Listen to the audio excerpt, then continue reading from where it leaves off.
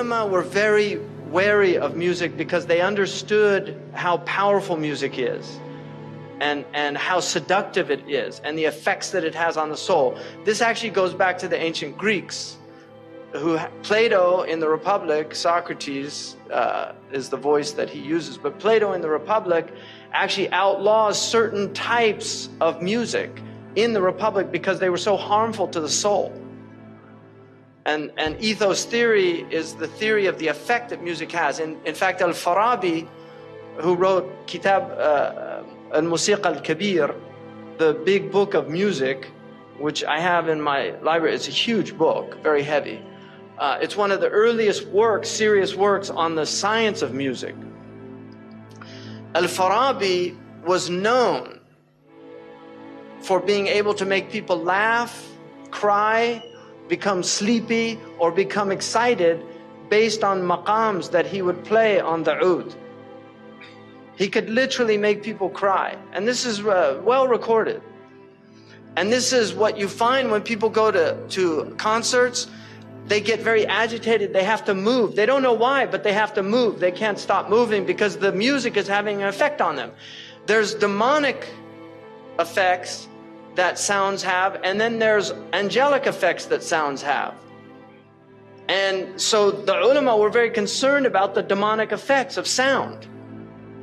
And they understood that one of the things that the demons have always used is music to lure people away. In fact, he shows me a chord progression called the tritone, also known as the devil's interval. The devil's tritone is made up of these three notes, and this note right here drops down one. So it goes. So listen to the difference. It just sounds evil, doesn't it? It sounds darker. Which is why the progression is used so frequently in death metal. In the Hadith about Dawood alayhi salam, who sang the Psalms, he had a beautiful voice and he sang, which is musical, but it was angelic. Shaitan got a little band together and he put it on the side of the road, and the people on their way to hear Dawood would stop and listen to the band of Shaitan, and they would forget about Dawood. And so this was the tension that the ulama had, and it's very important that that tension exists, because nobody can make a blanket statement that music is entirely haram, and nobody can make a blanket statement that it's halal. And so that tension is there so that Muslims never go too far into that thing. Because now you see in the West, people listen to music all the time. They're always plugged in. They get in their car, they turn on the music. They walk, they put in their earphones and they listen to their music, and people have long playlists. They spend a lot of money on these things, and so they're lost. They don't have free time to think anymore because their lives are filled with sound. So the demons have immense tools that they've never had before, and they're using them very effectively. The jihad of this age is between the ears, because this is the battlefield, is the mind of human beings, and by extension, the heart. This is called the devil's traps. 2.5 hours per day for teenagers in the United States listening to music. 2.5 hours per day. And as somebody who grew up in America, coming from a musical family, I have so many lyrics that I wish I could sue the people that took that space of my brain, because I would much rather have other things in there. So I have lyrics from, I'm not going to age myself, but I have lyrics from, and empty lyrics, So, I mean, some of them were interesting, but not very many. One of them was advertising signs convince you to think you're the one that can win what's never been won, that can do what's never been done.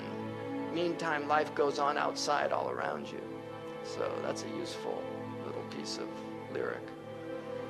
Right? 1 in 3 popular songs now contain explicit references. Khutuwat, you see, songs used to be like, if you go back to the 1960s, the 1940s and 30s, listen to the songs. don't, but I can tell you, they were innocent lyrics, mostly innocent lyrics. Some of them had subtle things, but people couldn't work them out unless they were sophisticated. But most of them were just simple lyrics, right? Even in the 1950s, you know, you ain't nothing but a hound dog, you know, right? Crying all the time. Came in late last night, about 10:30. That gal of mine would let me in. Move it on over. Move over a little dog because the big dog's moving in. You know, he's in the dog house, right? I mean, these are the type lyrics they had. You know, or teach your children well. Their parents' hell did slowly go by. You know, don't ever ask them why. If they told you, you would cry. Just look at them and sigh and know they love you. That's about parents. You know, sometimes you get bad parents. Just know that they still love you even though they're lousy parents. You know, those are the kind of lyrics. Now, you can't even listen to the lyrics because they're so disgusting, right? They are so filthy. And Fakhruddin al-Razi, in his commentary, says about the verse in the Quran where Shaitan is threatened that, you know, that you will try to seduce them with your voice. He says by giving them foul lyrics that their children will memorize and repeat. That's in Mafatih al-Ghaib. That was in the 13th century. So what are we doing now? This is the khutuwat of Shaitan. He's taken people by degrees. America used to be a relatively moral country. It used to have moral values. People used to go to church. They believed in God. They didn't use drugs by and large, right? I mean, it wasn't that long ago. Now you go there and 1 out of every 4 women has a venereal disease they can't get rid of. I'm not making this up. You can see the CDC research on this. The number of times an adolescent is exposed to explicit substance references, 35 per hour. They're listening to 2.5 hours a day, 35 per hour, 84 per day, 591 per week, being told about alcohol and drugs in these lyrics. These are the khutuwat of Shaitan. 30,700 a year. References to drug or alcohol in songs. Pop, 9%. Rock, 14%. Hip-hop, R&B hip-hop, 20%. Country, 36%. Rap, 77%. And we've got all these kids listening to rap. Allah subhanahu wa ta'ala says, Ya ayyuhalladhina amanu, la tattabi'u khutuwat ash-shaytan, or khatawat ash-shaytan. Don't follow the progress of Shaitan. You see, Shaitan will lead you by istidraj. He will take you step by step. This is the irbad, that you go shay'an fa shay'an. He doesn't come with all his khubth all at once. He comes slowly. I once asked my father, do you think people sign a devil's contract with a piece of paper? He said, no, it's a long series of negotiations. Once you compromise your principles, then that's it. So you just do it slowly. The first time you don't take a bribe, but then you start thinking about it. I could use that money. Then the next time the bribe's offered, you take it. This is how it works. So Allah says, don't follow the khutuwat ash-shaytan. وَمَنْ يَتِّبِعْ خُطَوَاتِ الشَّيْطَانِ فَإِنَّهُ يَأْمُرُ بِالْفَحْشَاءِ. He's commanding you to do foul things, وَالْمُنْكَرِ, and things that are naturally rejected by fitrah. Your fitrah rejects them. And had it not been for Allah's grace and His mercy, none of you would have been purified. Because the purpose of your life on earth is tazkiyah. If you follow Shaitan, he will corrupt your heart. By rejecting Shaitan, you're purifying your heart. And this is tazkiyah, and this is our religion.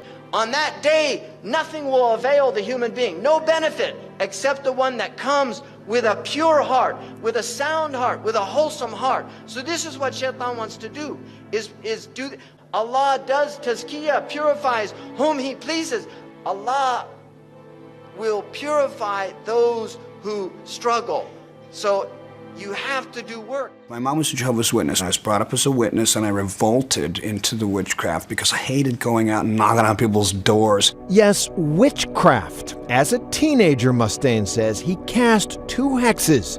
The first was on a bully who sucker punched him. From what I heard, he got in a car accident and something happened to part of his body that I had targeted in the hex, and that showed me that it was real. The second was on a girl he was in a class with. Everybody wanted her, including me, but she was so out of my batting average and just totally out of my league. And I did it, and the next day she was in my apartment. You were convinced that these hexes, spells that you were casting, worked. I was, and I do believe in the dark side. Most people think that, black magic and witchcraft and stuff like that isn't real or it doesn't work, and I know that it works. Mustaine's fascination with the occult continued into his adulthood. I was doing a lot of blood packs with people. This is before we found out about AIDS. It was real simple stuff where you cut your thumb and you rub it with somebody else and you become blood brothers. I don't want to make a spiritual covenant and mixing my life with somebody else who I don't know who they are or how they are. The Bible said that blood is life. And like so many people we have met, Mustaine believes that he opened the door to demonic forces, which had a profound impact on his life. Was your abuse of alcohol related to the satanic influences that you'd been dabbling in? I'll say this.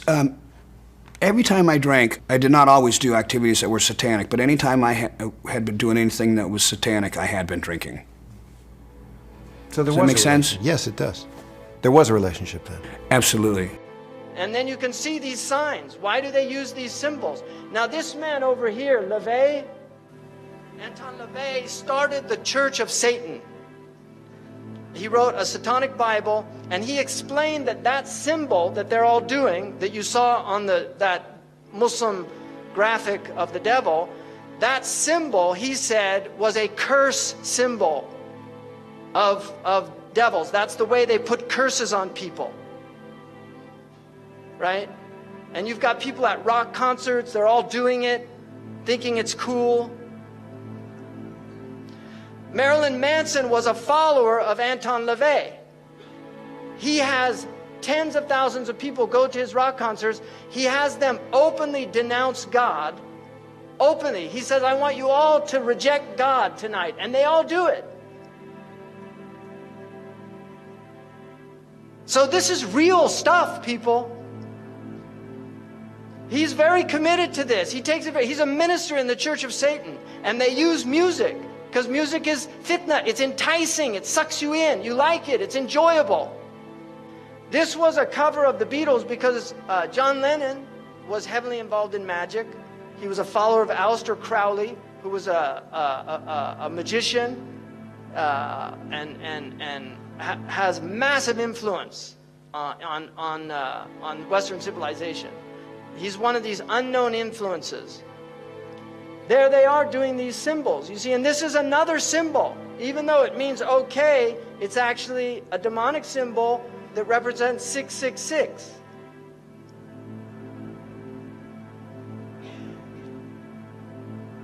There you can see in the background doing the symbol, the Masonic hand this is a Masonic symbol. When you see them doing that, it's a Freemasonic symbol. The number 23 in numerology is one of their numbers.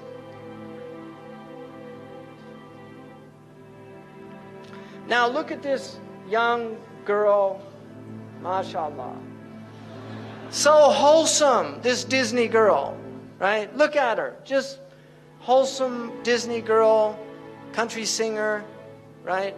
Hannah Montana. If you notice, they use also backwards. It's haram to recite the Quran backwards. This is well known because in magic they recite things backwards. Aleister Crowley taught them to learn how to talk backwards. John Lennon actually knew how to speak backwards. There's recordings of him speaking backwards. And they do backmasking on their albums where they actually play things in reverse. Led Zeppelin, followers of Aleister Crowley, did this on one of their albums. So you're getting literally magical messages.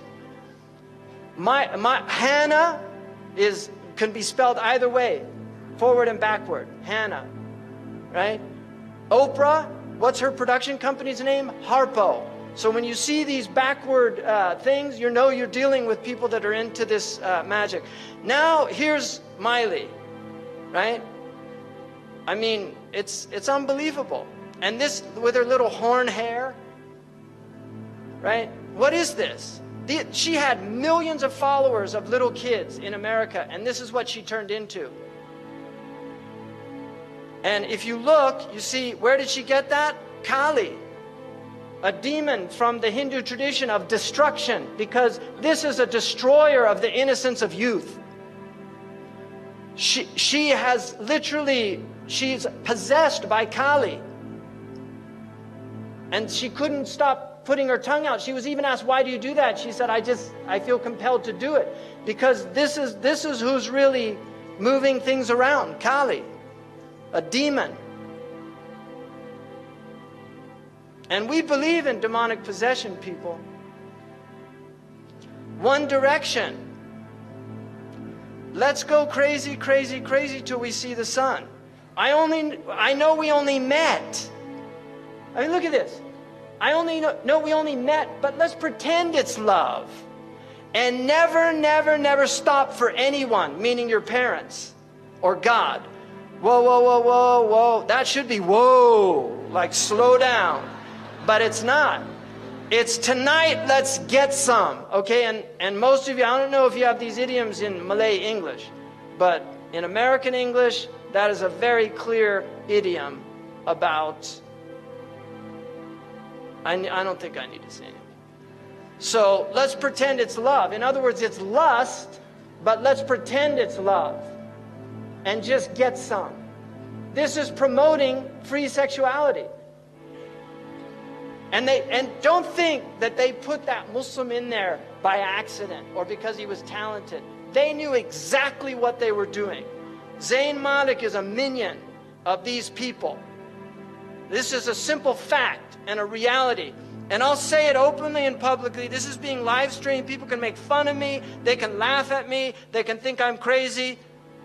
They said the same thing about the Prophet ﷺ, so I'm not ashamed of being called Majnoon.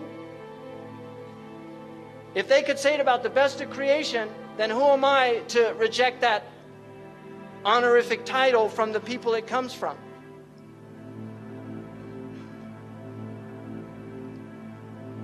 Channeling, the act or practice of serving as a medium through which a spirit purportedly communicates with living persons. That's the definition of channeling.